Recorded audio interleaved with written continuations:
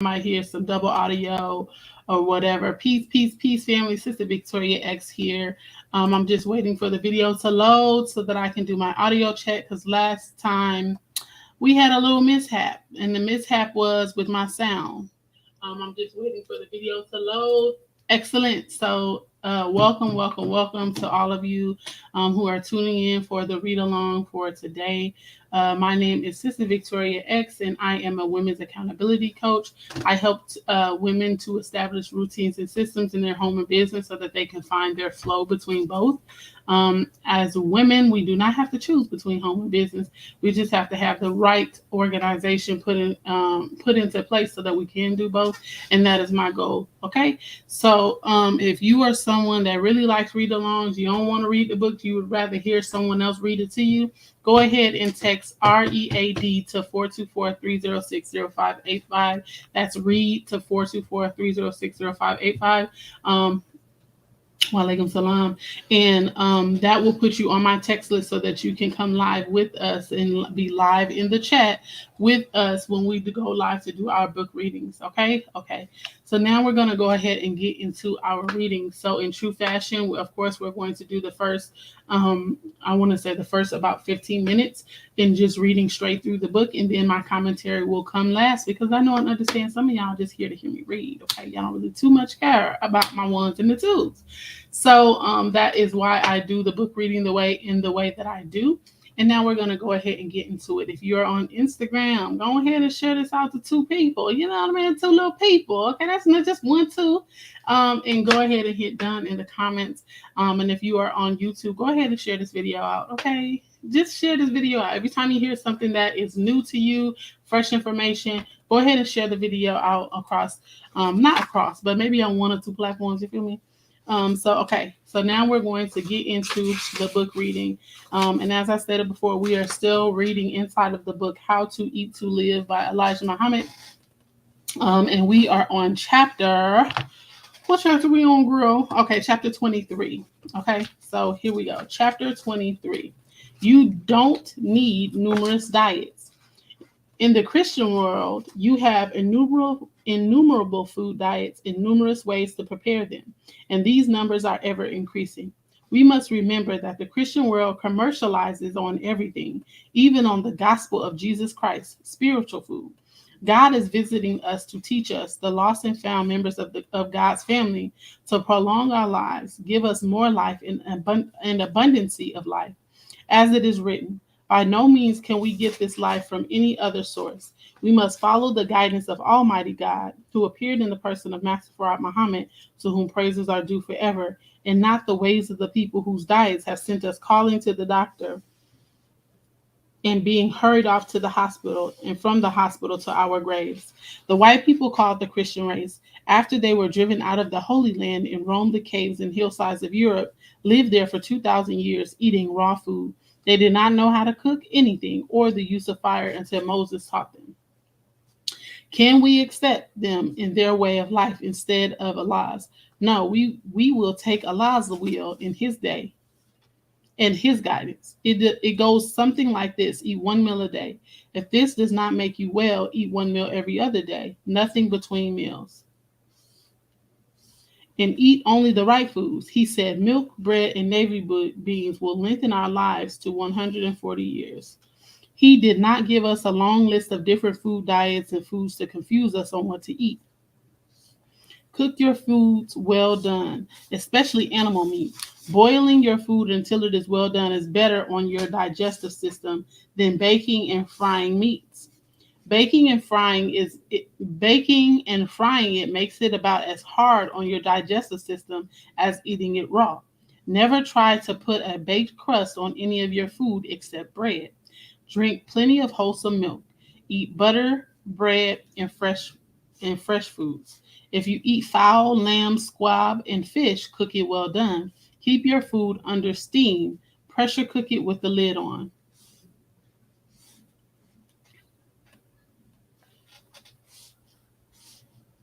Do not look up a variety of things to eat. Most vegetables are good to eat, except those which you have been forbidden to eat, such as collard greens, black-eyed peas, and a lot of green cabbage sprouts. Eat the white part of the cabbage and cauliflower. Stay off those peanuts, coconuts, and nuts, period. The Christian world eats according to taste. It eats it eats not for life, but for taste. Cook well done whatever you eat. Cook bread thoroughly. If you have a refrigerator, put your leftover bread in it or place it where it will be kept moist and won't dry out. If that does not taste good, cook it over again.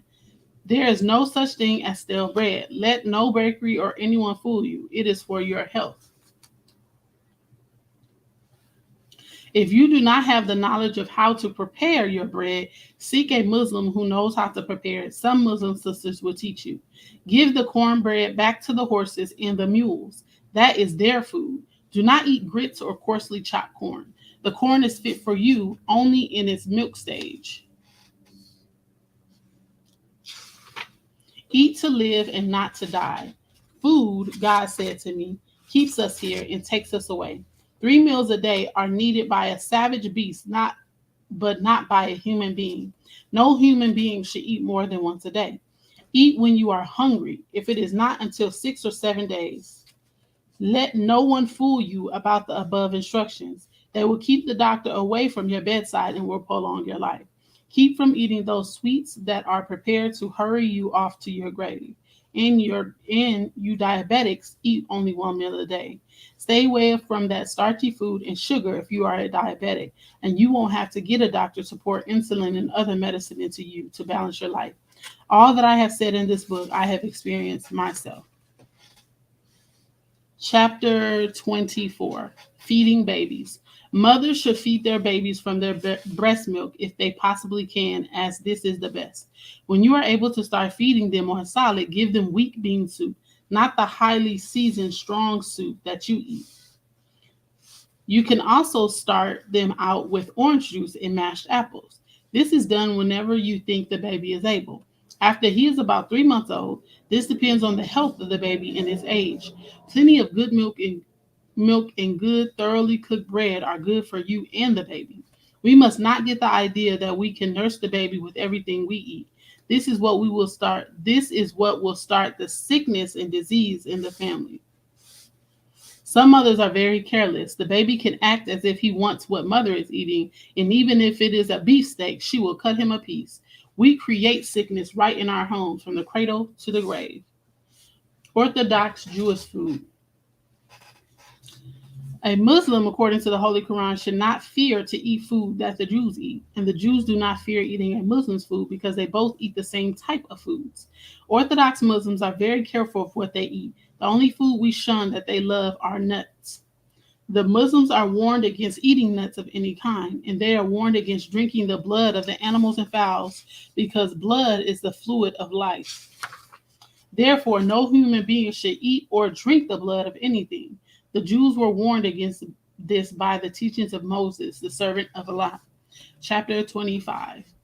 Meat, Part 1. It is useless to keep repeating to you the same truth day and night, month after month, and year after year when you have it written in your book, the Bible. The main meat that our people like to eat is what they have been taught not to eat, the cheap and filthy raised hog. This is divinely prohibited flesh. This truth has been before our eyes ever since we have had permission from the white man to read the Bible. Nothing good is said about it in the Bible in Leviticus. The priests of Israel were warned not only against the eating of this prohibited poisonous flesh, but that they should not even touch its carcass. But now the Christians who claim they are better than all the religious people of the earth not only touch the carcass, but eat the carcass, and then advise you and others to do the same. Then they say they are followers of Jesus, the Son of God, while he himself was against the eating and touching of this hog. You can read a parable concerning this filthy swine. Jesus found a man possessed of evil spirits and wanted to relieve the man of such evil spirits. He sent the evil spirits, devils, out of the man into the swine. The preachers, representatives of the Son of God, and the priests know this to be true, but they preach that it is all right now to eat swine, and still say they are the beloved of Jesus. How could they be when they broke the laws of God by eating the swine? Nowhere in the scriptures does it bid us to break the law that God set up for this prohibited flesh. The Christians laugh at my followers and me for not eating the filthy animal as though they have an option from God and Jesus to eat it. It is the filthiest, ugliest, and silliest animal in which nature did not put any shyness. Those who love to relish his flesh have very little shyness, as you can see today in the Christian Americans who love to go half nude and say that they are all right with God. They say this with a stomach full of divinely prohibited flesh, intoxicating drinks, and now on top of that, dope or drugs. Should America boast that she is a people following Christ or Jesus? Americans are making a mockery of God and his prophet Jesus. They hate his law of righteousness, health, and decency. The hog is a grafted animal. So says a lot to me. Grafted from rat, cat, and dog. Don't question me. This is what Allah has said. Believe it or let it alone. You have witnessed that the rat is involved in the grafting of this hog in Isaiah 66 and 17. They that sanctify themselves, self-claiming righteous of the Christians, and that purify themselves in the gardens behind one tree in the midst, eating swine's flesh and the abomination, and the mouth shall be consumed together, saith the Lord. He will kill them. He doesn't want them willfully and knowingly eating such flesh, which is filled with poisons in the sharp shape of worms, trachea or pork worms, which gradually destroy humans as termites destroy timber. This filthy, evil worm can stand a temperature higher than any known flesh worm. He can't be seen with the naked eye. You have to get the microscope. Put a little piece of his flesh, fat part, or just grease a glass slide of the microscope with his flesh. Take a look and you will see him crawling around. These worms begin in the stomach, weaving themselves to breed their families in the walls of the stomach. From there into the walls of the intestines, from there into our muscles, and from there into the spine and brains where no medicine can reach them, and the victim dies with the disease that they produce with their presence. White Christians represent pork as being good for you to eat. This is enough to teach you that they never wanted to obey the divine law, nor do they want black people to do so. It is one of the most commercialized meats in America, and wherever they can sell it, sell it. And that is the conclusion of our reading on today. We have read chapters 23, chapter 24, and chapter 25 of How to Eat to Live by Elijah Muhammad. And now we're going to go ahead and go into the commentary portion of our reading. And if you are someone, maybe you're just tuning in, if you would like to get notified when I do go live to do the book readings, this is not the only book that I have read. If you're already on my YouTube, you know that we have read Real Love by Dr. Ava Muhammad, Sister Dr. Ava Muhammad. We have also read the majority, I think we're missing 3 chapters, but the book, The Law of Recognition by Mike Murdoch. And this is the 3rd book that we will be reading. And I also know the 4th book that we'll be reading, but I'm not going to share this yet. So go ahead and text READ to 424-306-0585 to get notified when I do go live so that you can be a part of the live audience. Okay, thank you. So now we're going to go ahead and go into the commentary. And I just have to say this again. And if you've watched the other replays of the other of the other chapters that we have been reading, I have to say this again. I love and enjoy the fact that not only is the messenger, Elijah Muhammad, the most honorable Elijah Muhammad, not only is he telling the thing, but he's also bearing witness to, hey, it's not just I know this to be true. It's also that I have tried it, and that is I'm bearing witness. I'm bearing witness that it's true, right? Because yesterday we talked about, or maybe a couple of days ago when we were reading, we talked about his stint in jail and how, basically he was barely eating. And he had to basically put together meals in order for him to be able to completely consume a meal, right? So he was eating 3 times a day just so that he could eat the wheat from the from the meals, because that was the only thing that didn't have swine in it. And even they confessed that they put swine in that. So with him doing that, he noticed that he was always going to the doctor, always needing to go to the doctor. But once he was released from prison, he bear witness that once he went back to the 1 meal a day, eating the proper foods, he could see that his need to go to the doctor significantly decreased and no longer exist. So it's not just about saying that this is what it should be done. It's I'm doing it too, and this is the result that I got from it. And so I really, really like and enjoy that about it, because it's almost a personal experience that he's sharing. He's sharing that these things not only the information that he received, but he's sharing the insider insight. And that's so important when you're thinking about and considering making like any changes to your diet and stuff like that. So boom, back to the situation. The other thing that he was talking about, um, the emphasis of not eating between meals. Okay, it be those little snacks that really take us over if we're being honest, because we don't even really be hungry, right? Of course, we might be hungry in those, you know what I mean, those first couple of days, like he mentioned, those first couple of days, our body is going to call for food as often as we have been feeding it, because we are the ones that train our stomach. And so if your stomach is always calling for snacks, always calling for food, then you have to check yourself to be like, okay, this is how I have trained my stomach to react. This is what I have trained my stomach to desire. So now you have to go through the process of retraining your stomach to desire something new and at the proper time in the right frequency. And so, not eating between meals is not simple, right? Because for the most part, we're pretty emotional eaters. And trials don't wait, difficulty don't wait until that one meal a day. Okay, it just be going on. And so when we think about eating one meal a day, and nothing in between, that means that we have to learn how to master our thoughts, master our emotion, master our feelings, and find another way to express those feelings without it being food or a snack or whatever the case may be. And I noticed that to this day, my most successful day of Ramadan, even though it was kind of rough, I was able to prevent from breaking my fast or whatever by simply just doing the prayers.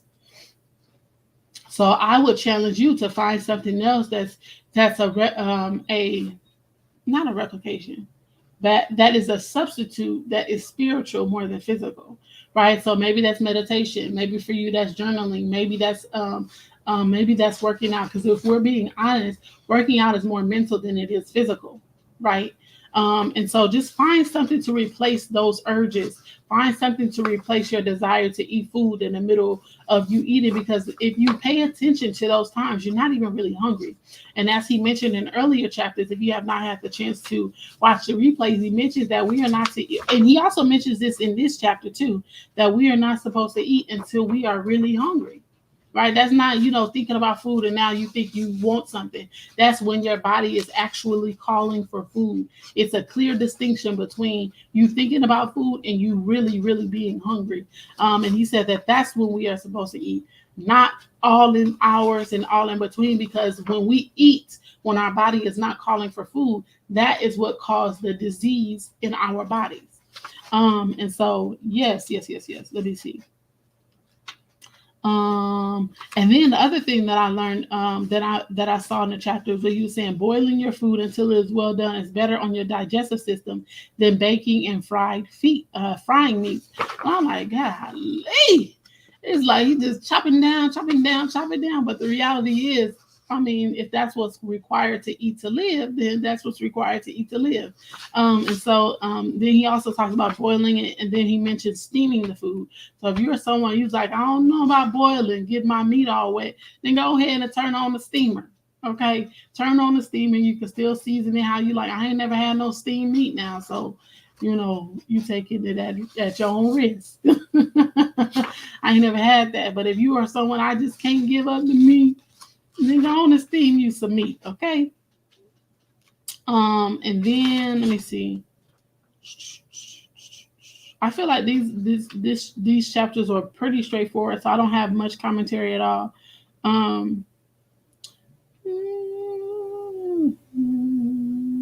I thought it was interesting when he started talking about the babies. That is page 65 in book 1. Boil your meat, and then keep your food under steam. Pressure cook it with the lid on. That's at the top. It must be like smothered meat. I don't know. Maybe because it's like wet. I don't know. But he said to boil it first, and then he said keep your food under steam. Pressure cook it with the lid on. So I ain't know.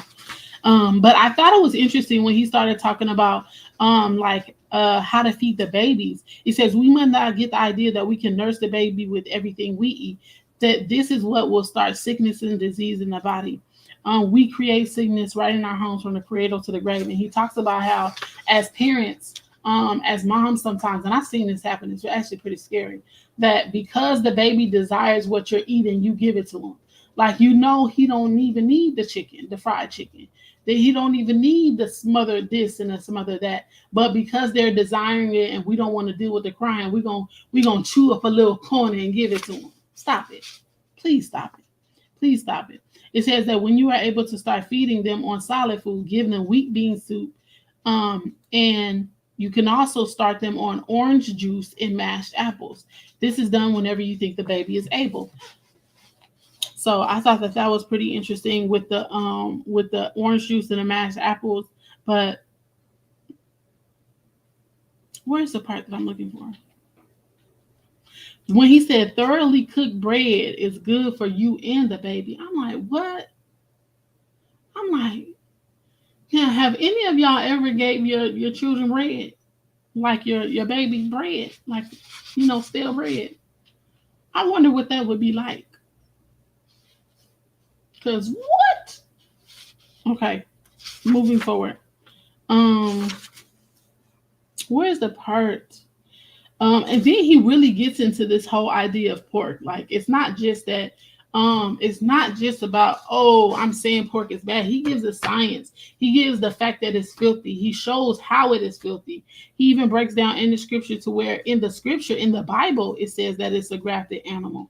It goes down into the poison in the shape of the worms, and it tells you the process by which the worms are taking over your body, starting in your stomach, building an ecosystem there with more worms to live in your stomach, and then it's going up the spine, and then it's going in your brain, and it's like, golly, who wants the worms? And the other thing is like he's literally saying, try me at my word, right? Because he's like, well, take a little piece of it, take the juice, take whatever, and put it under a microscope, and you could see the worms in there for yourself. So it's like, okay, you could not believe me. You don't have to trust in my words. You don't have to believe nothing that I'm saying, but do X, Y, Z, and you could see it for yourself. You don't have to believe in my mouth. In my mouth, sorry. You don't have to believe in what I'm saying. I only gave Jelani toast and navy beans. It melts in their mouth. How old was she when you started giving her the toast and the navy beans? That's interesting. Toast and melts in their mouth. But they got to be stale, or can it, what you mean? Like, what kind of toast? But yes, y'all, that is the conclusion of my commentary for this specific chapter. Like I said, he pretty much said what he had to say. And oh, she was one. Okay. And that's that, y'all. That is that. I wanted to find this other part. Where's the other part? Yeah. Oh, so he was talking about how we like to eat for taste. And, he was talking directly to me because if it's nasty, why am I eating it? If it's nasty, why am I eating it? But that's the reality. That's what gets us tied up in most of the things. We go for the things that taste good, and we want all of the things that taste good, irregardless to how it ill affects our body. I still throw my stale bread. Girl, dip that bread in some milk and go on and eat it. We still eat it for taste. And like we were talking about in earlier chapters, that we have not been taught that eating is the sustenance for life. You know what I mean? Like, we know that we have to eat to live, but we don't know how to eat to live, right? So we think that just eating every single day is sustaining our life, when in reality, when we're eating the wrong foods, it's wearing down our life.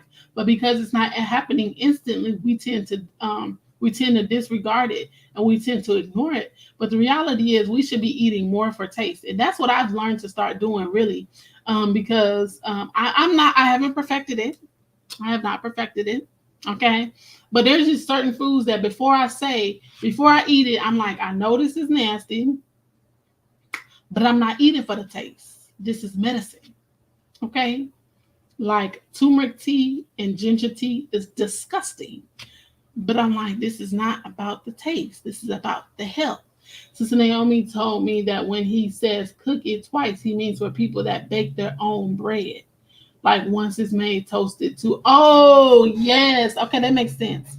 because I'm about to make 2 loaves of bread today. So that's good. That's good. Thank you. So yes, y'all, just give yourself a little pep talk before you eat it to know that this is going to help sustain my life. Okay, this is the medicine because you know our medicine be nasty. So they say this is medicine for my health. You know you got to trick your brain sometimes. But yes, yes, yes. So I want to thank you all for tuning in to the book reading. I hope that you got something or heard something new. Please, if you made it this far on the replay, go ahead and hit hashtag replay in the comments. And I will see you all on YouTube for tomorrow's book reading. Go ahead and like, comment, and subscribe, and hit the bell notification so you can get notified when I go live. Or you can just text read to 424-306-0585. Peace, y'all.